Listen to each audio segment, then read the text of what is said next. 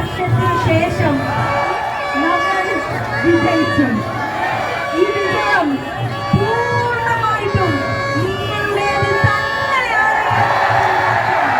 വർഗീയതയുടെ വിഷവിത്തിന് യാതൊരു സ്ഥാനവുമില്ല എന്ന്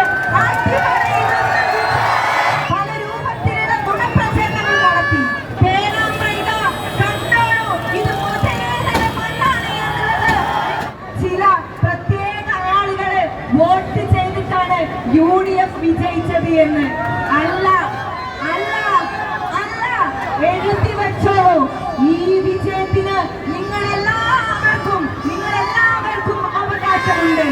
ഇത് എല്ലാത്തിനുമപ്പുറം ജാതി